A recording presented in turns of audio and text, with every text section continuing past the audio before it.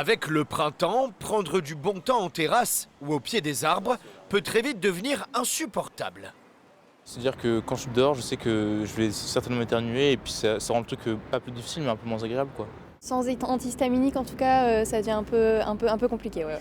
Le pollen et les graminées poussent chaque jour toujours plus de patients chez ce spécialiste. J'ai eu une allergie au niveau graminé il y a quelques temps. Avec des symptômes souvent violents. Grosse crise, nez bouché, éternuement, gorge, mal de gorge, oreille bouchée.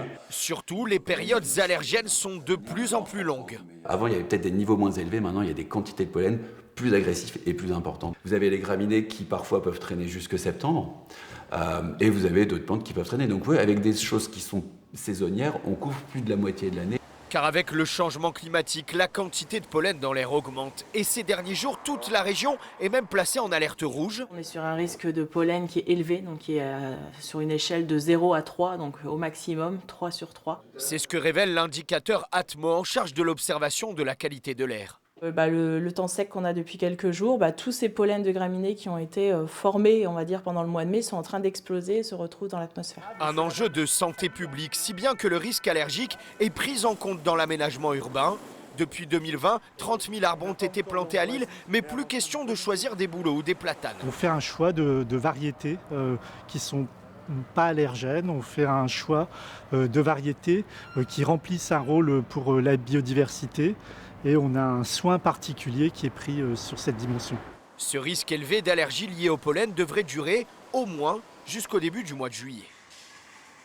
Et on va plus loin avec le docteur Diane Pelletier. Bonsoir, vous êtes allergologue au CHU de Lille. 3 Français sur 10 souffriraient d'allergie au pollen.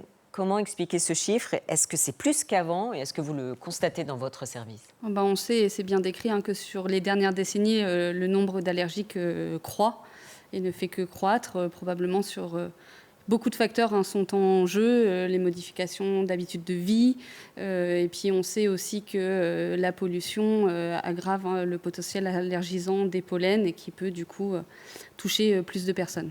Nos habitudes de vie, c'est-à-dire ? La vie urbaine, par exemple, contrairement à la vie à la campagne,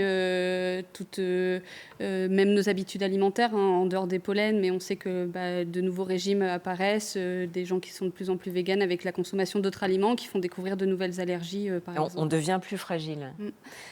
Oui.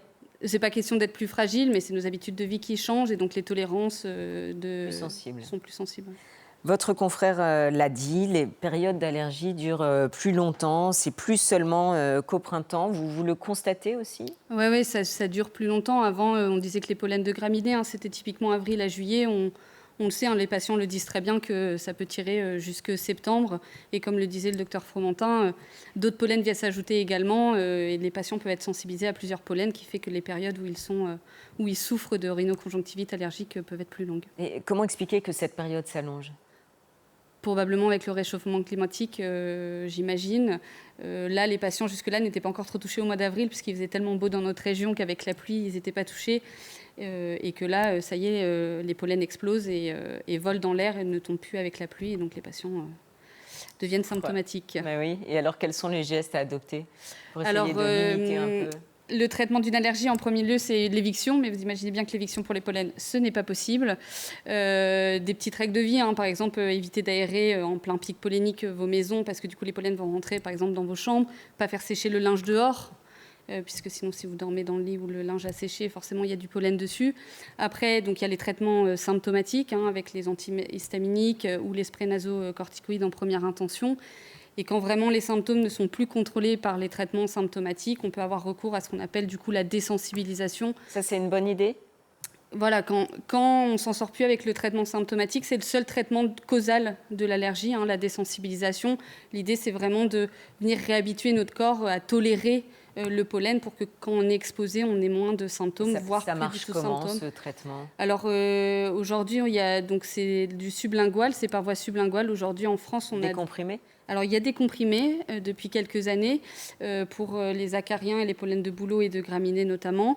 Et puis, sinon, il y a des solutions buvables sublinguales pour les pollens, les acariens, etc.